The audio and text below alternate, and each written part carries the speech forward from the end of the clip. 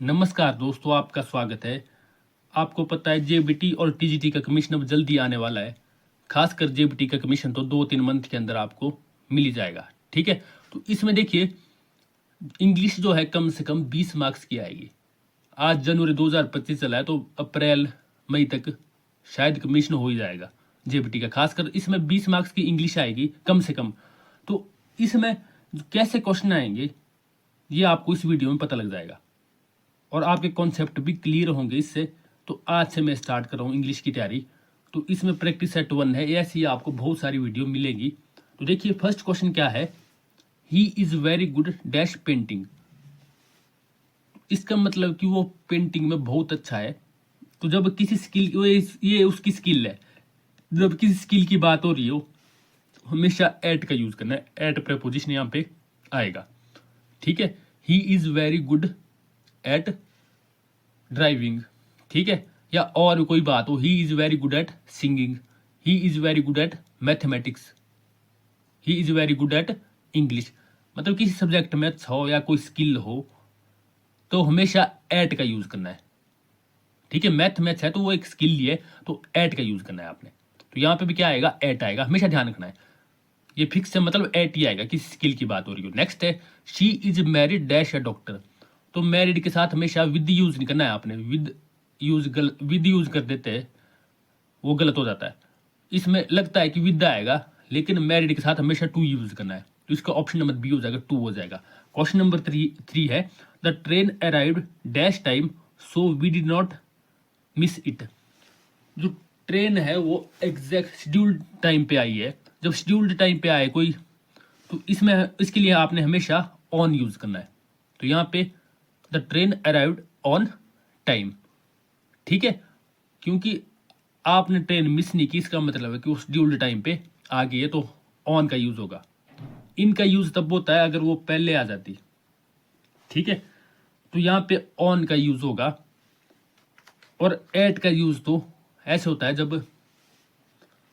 जब 9 AM 9 PM 6 AM, मतलब exact time की बात हो रही हो, तब एट का यूज होता है। और इन का यूज तब होता है जब in the morning, in evening या आफ्टरनून इवनिंग मॉर्निंग, इनसे पहले इन का यूज होता है। और बाय का यूज जब कोई डेडलाइन हो, जैसे कोई रिपोर्ट सबमिट करनी है, I will have completed the project by next Monday, मतलब नेक्स्ट मंडे तक प्रोजेक्ट कंप्लीट करना है, तो आप बाय का यूज करोगे। ठीक है, बाय का यूज कम होता है। तो आपने यहाँ पे शेड्यूल्ड टाइम था तो ऑन का यूज हुआ था। ठीक है, अगर डेडलाइन हो तब आप बाय का यूज कर सकते हो। इन का यूज तो पहले होगा, अगर मतलब वो ट्रेन पहले आ जाती। जैसे एग्जाम्पल है इनके यूज के, we reach the station in time to catch the train. हम स्टेशन पे टाइम से पहुंच गए, मतलब पहले पहुंच गए, इन टाइम। ठीक है, इसलिए इन का यूज हुआ। तो यहाँ पे तो वो शेड्यूल टाइम पे पहुंची है ट्रेन। क्वेश्चन नंबर 4 है, the meeting is scheduled dash 9 AM dash Monday. तो देखो 9 AM आया, तो मैंने पिछले क्वेश्चन में बताया आपको 9 AM 9 PM 6 AM कुछ भी आया ऐसा एग्जैक्ट टाइम आए तो हमेशा एट का यूज होगा। और मंडे संडे ट्यूसडे जो डेज के जो नाम है, इनसे पहले हमेशा ऑन का यूज होता है। On Monday, on Sunday, on Tuesday, जब भी दिखे आपको। तो यहाँ पे क्या आना था, the scheduled at 9 AM on Monday. तो यहाँ पे एट और ऑन आ जाएगा। ऑप्शन नंबर ए में एट और ऑन। नेक्स्ट है, identify part of speech in the given italic word. तो हमारे को पार्ट ऑफ स्पीच आइडेंटिफाई करना है। तो इसमें देखो, I leave a leave letter before I go on a leave. तो जो लेटर से पहले लीव है, इसको पहचानना कि ये क्या है, एडजेक्टिव है, नाउन है, या फिर कंजक्शन है या वर्ब है।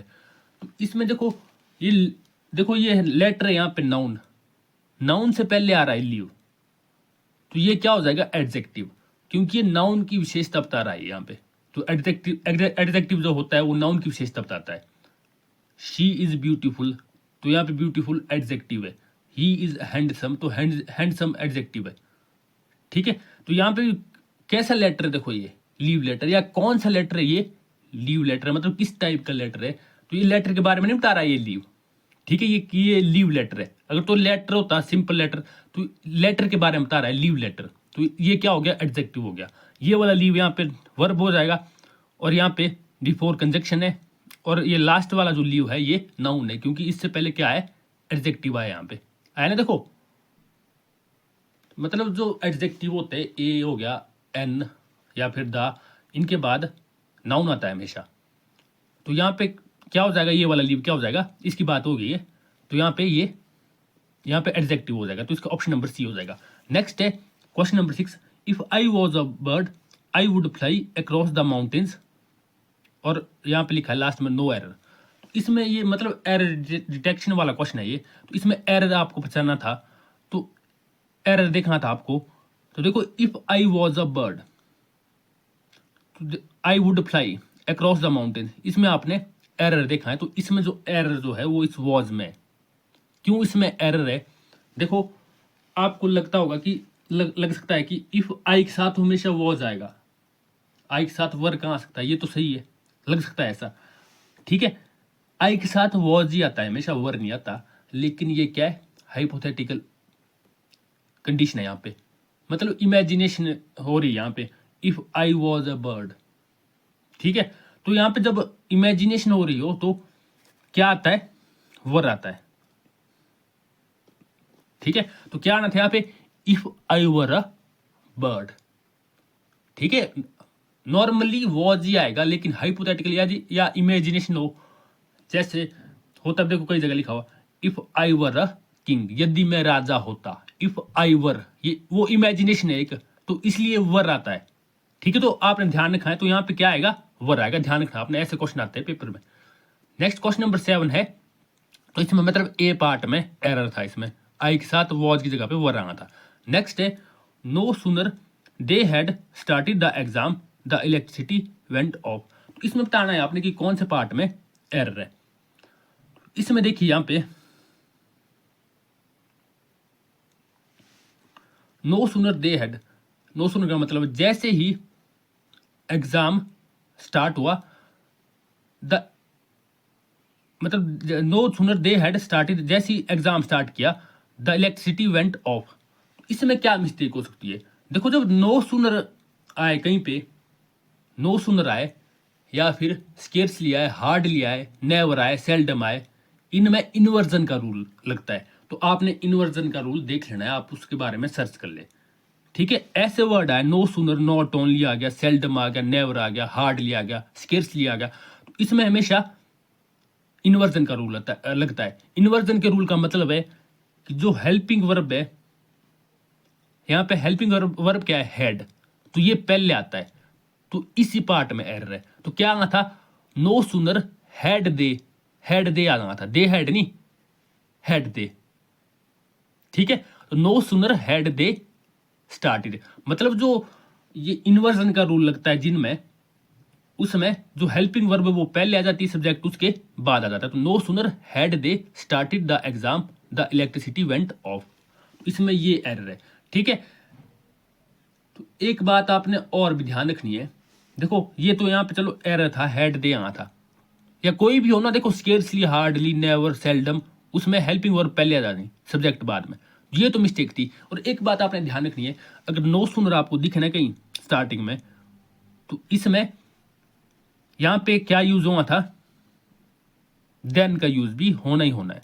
नो सुनर आपको कहीं दिखेगा तो देन का यूज भी होना था, तो यहाँ पे ये भी एक मिस्टेक है, ठीक है, ये मिस्टेक थी, ये मिस्टेक है। No sooner they had started the exam than the electricity went off. अगर आपको रेयरली और हार्डली मिले, तो यहाँ पे देन की जगह क्या यूज, अगर यहाँ पे मान लो रेयरली होता या हार्डली होता, तब भी इन्वर्जन का रूल लगा था, हैड दे आना था, और उसके बाद यहाँ पे देन की जगह पे क्या आना था, वेन आता है।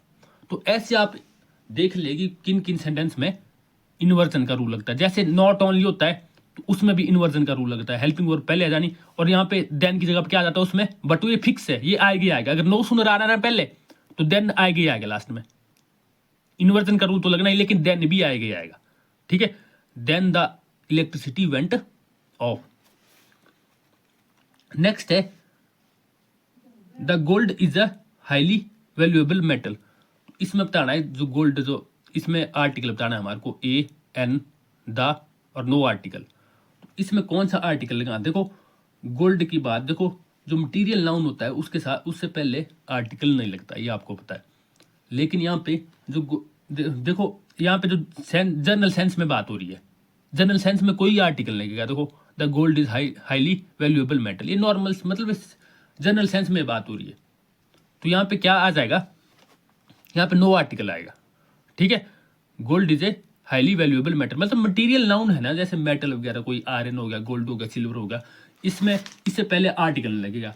लेकिन कुछ केसेस में लगता है, वो केसेस आपने देखना है। देखो he gave me the gold ring, he gave me मतलब स्पेसिफाई, यहाँ पे स्पेसिफिक केस है, तो he gave me the gold ring, उसने गोल्ड रिंग दी मेरे को, तो ये स्पेसिफिक केस है।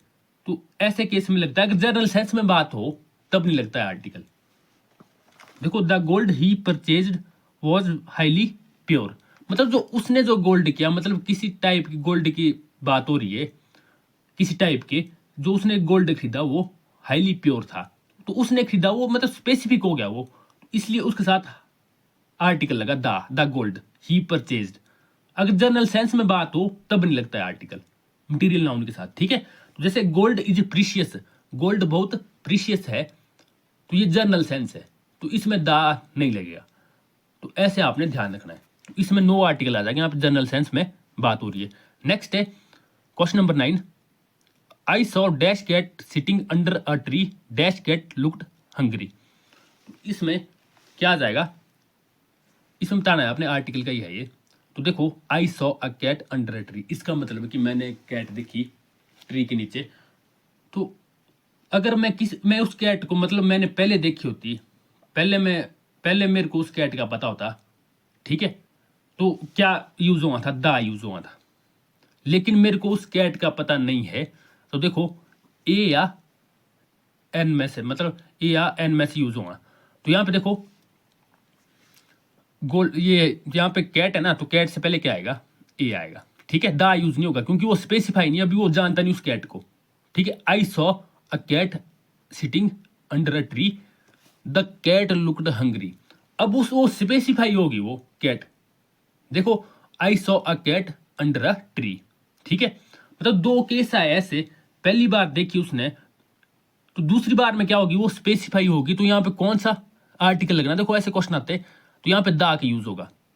I saw a cat under a tree the cat looked hungry, पहले ए का यूज होगा क्योंकि यहाँ पे वो स्पेसिफाई नहीं हुई, अभी अभी तक जानते हैं। तो अब जब देख ली है, उसके बारे में बता रहा है वो, तो स्पेसिफाई होगी वो। ठीक है, इस सेंटेंस में वो स्पेसिफाई होगी। उसके बाद under a tree the cat looked hungry, तो यहाँ पे दा का यूज होगा।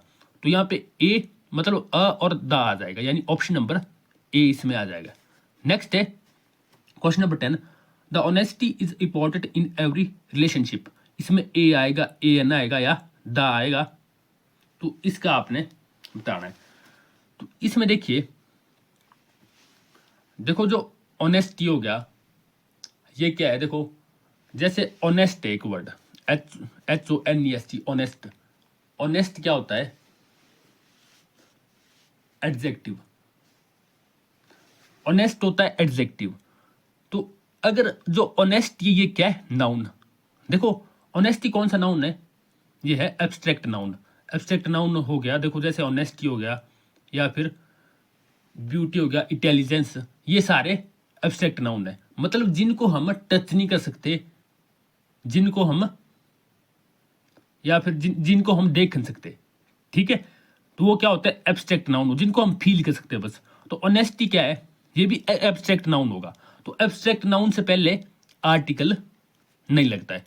ठीक है, तो यहाँ पे आर्टिकल, नो आर्टिकल आएगा यहाँ पे। ठीक है, नो आर्टिकल, जैसे मटेरियल नाउन से पहले आर्टिकल नहीं लगता है, वैसे ही एब्स्ट्रैक्ट नाउन से पहले भी आर्टिकल नहीं लगेगा। मतलब कोई भी चीज जैसे जो एब्स्ट्रैक्ट नाउन में आती है, तो आपको पता होना चाहिए कौन कौन से, मतलब क्या क्या एब्स्ट्रैक्ट नाउन है। जैसे काइंडनेस हो गया या सुंदरता होगी, तो ये सारे एब्स्ट्रैक्ट नाउन है। तो इनसे पहले भी आर्टिकल नहीं लगता है, ठीक है ना। तो इसमें नो आर्टिकल आएगा। लेकिन अगर इसमें भी अगर जनरल सेंस में बात हो, इसमें अगर स्पेसिफाई हो, मतलब स्पेसिफिक सेंस में बात हो, तो इसमें भी आर्टिकल आ सकता है, जैसे ऊपर आया था। देखो इसमें तो नहीं आया था ना जनरल सेंस में, लेकिन जब स्पेसिफाई हो गया था उसके बाद आर्टिकल आया था। जैसे वो एग्जांपल था, he gave me the gold ring, ठीक है। तो इसमें भी अगर यहाँ पे जनरल सेंस में बात हो रही है ऑनेस्टी की, तो यहाँ पे आर्टिकल नहीं आएगा। लेकिन अगर कोई ऐसा सेंटेंस हो, the honesty she showed during the interview impressed everyone, ठीक है। तो ये किसी आदमी की ऑनेस्टी की बात हो रही है, मतलब उसके अंदर बहुत ऑनेस्टी है, ठीक है, उसने बहुत ही ऑनेस्टी शो की, तो किसी की बात हो रही है, तो वो ये तो जनरल सेंस में तो नहीं हुई बात। तो अगर जनरल सेंस में बात हो तब कोई आर्टिकल इसमें नहीं आएगा, आपने ये ध्यान रखना है, ठीक है। तो आप इसके रिगार्डिंग अपना कॉन्सेप्ट क्लियर कर ले। नेक्स्ट है क्वेश्चन नंबर, तो यहाँ पे तो नो जनरल सेंस में बात हो रही है, तो यहाँ पे नो आर्टिकल आएगा। क्वेश्चन नंबर 11 है, she dash her hair every morning before leaving for school. तो इसमें देखो आपको इसमें सेंटेंस बताना पड़ेगा कि ये कौन सा टेंस का ये क्वेश्चन है। तो इसमें कॉम्ब्स आ जाएगा, ठीक है, कॉम्ब नहीं आएगा। देखो अब किसी आदत की बात हो रही है आपको, देखो कि वो मतलब हर सुबह ये काम किया जाता है। क्या काम किया जाता है कि कंघी की जाती है बालों में, ठीक है। तो यहाँ पे देखो शी कॉम्ब्स, तो यहाँ पे कॉम्ब्स आ जाएगा, she combs her hair every morning. तो देखो प्रेजेंट इंडेफिनिट टेंस है ये, मतलब कोई काम किया जाता है जिसमें लास्ट में ता है, ती है, ते है आता है। देखो प्रेजेंट इंडेफिनिट टेंस है कि वो हर सुबह अपने बालों में कंघी करती है, आ रहा है ना। देखो तो यहाँ पे जब प्रेजेंट इंडेफिनिट का स्ट्रक्चर ये ऐसा है, देखो जैसे ही शी इट के साथ इसमें जो वर्ब आती है ही शी इट के साथ या सिंगुलर के साथ, तो उसमें जो वर्ब आती है उसमें एस या ई एस लगता है, तो शी कॉम्ब्स आएगा। अगर आई होता है यहाँ पे आई वी यू दे या प्लूरल, तो उनके साथ एस या ई एस नहीं, अगर आई होता यहाँ पे वी होता दे होता तब कॉम्ब भी आना था। तो यहाँ पे क्या आना था, यहाँ पे क्या आ जाएगा कॉम्ब्स। ये तो आसान कॉन्सेप्ट था। नेक्स्ट है you dash wash your hair regularly to keep it healthy.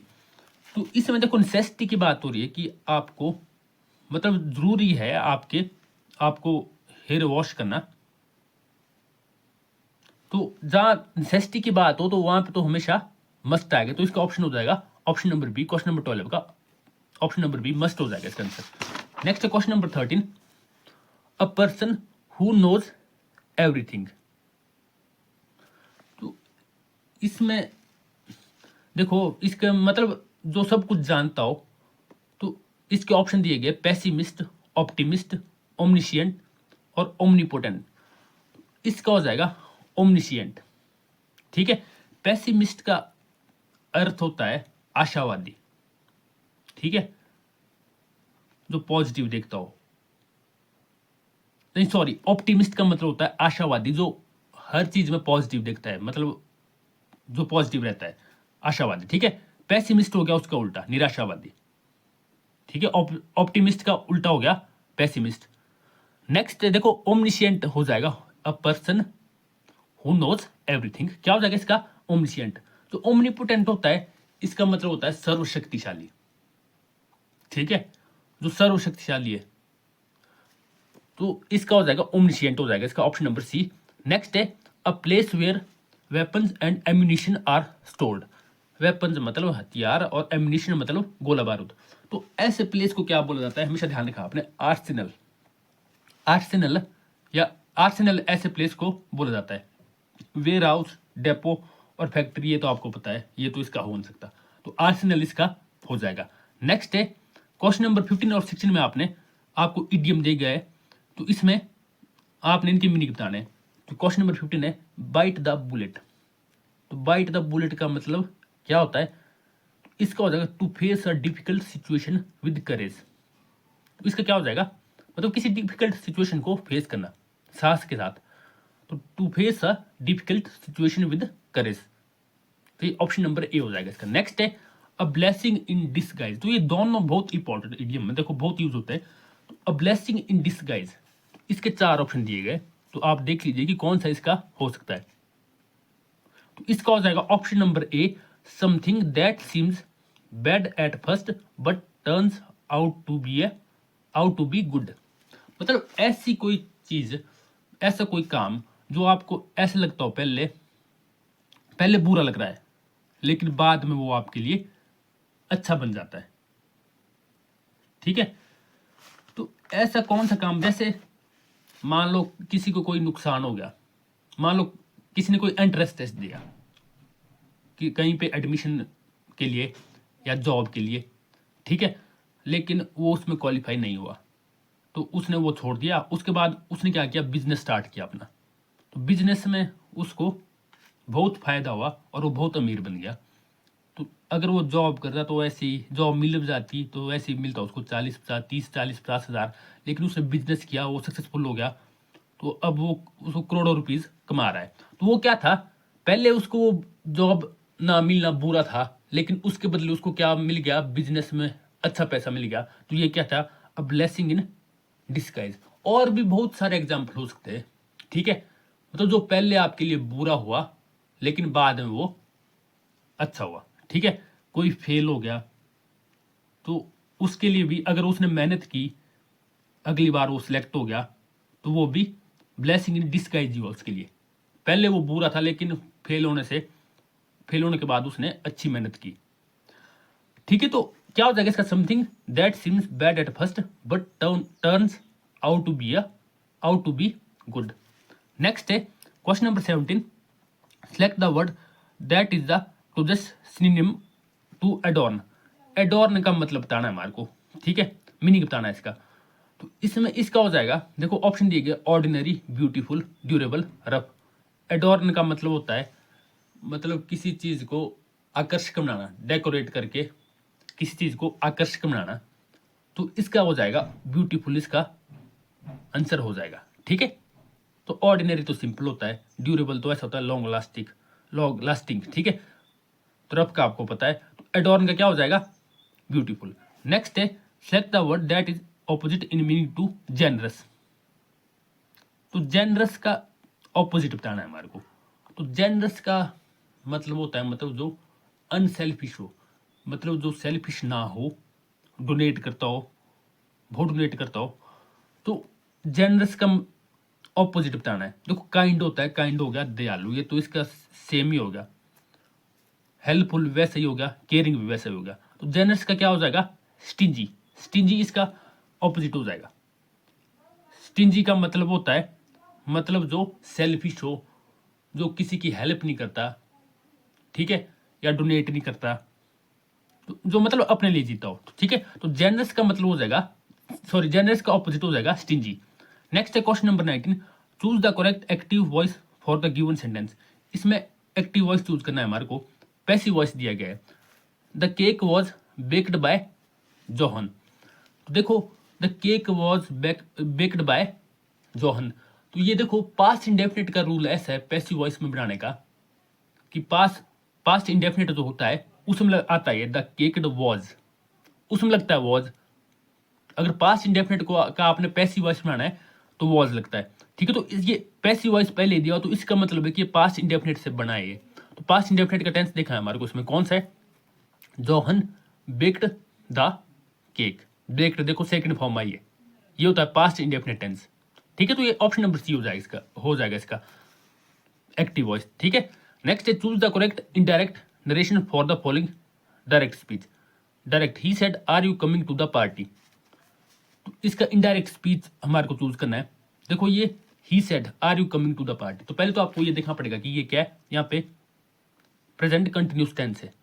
तो प्रेजेंट कंटिन्यूस टेंस का रूल ये है कि ये पास्ट कंटिन्यूस में चेंज हो जाता है। तो पास्ट कंटिन्यूस वाला देखा है आपने, कौन सा यहाँ पे, तो देखो ही सेड। देखो जो इंटेरोगेटिव वाले सेंटेंस होते हैं, अगर उसमें यस और नो में आंसर हो तो इफ लग जाता है, इफ या वेदर लग जाता है। Are you coming to the party, इसमें यस और नो का आंसर होगा ना, तो उसमें क्या लग जाता है, if. He said if I was coming to the party, तो यू किस में चेंज हो जाएगा, आई में, I was coming to the party. एक बात ये भी ध्यान रखा, जैसे प्रेजेंट कंटिन्यूस था ये पास्ट कंटिन्यूस में चेंज हुआ, इंटेरोगेटिव का सेंटेंस था ये, इसमें यस और नो वाली बात थी, तो यहाँ पे क्या लग जाना था, इफ। यस और नो की बात ऐसी थी, मतलब are you coming to the party, इसका आंसर क्या होगा, यस होगा या नो होगा। तो ऐसे सेंटेंस में क्या लग जाएगा, इफ आई वॉज। अब इसमें ऐसा नहीं है कि इफ वॉज आई, इंटेरोगेटिव में ना अफर्मेटिव में चेंज होता है, जब इनडायरेक्ट स्पीच में चेंज होता है, तो वॉज आई नहीं आएगा, आई वॉज ही आएगा, ठीक है। If I was coming to the party. तो इस तरह से ये 20 क्वेश्चन हमारे कंप्लीट होते हैं। कोई डाउट है आपको तो आप पूछ सकते हो। नेक्स्ट वीडियो भी आपको जल्दी मिल जाएगी। Thank you.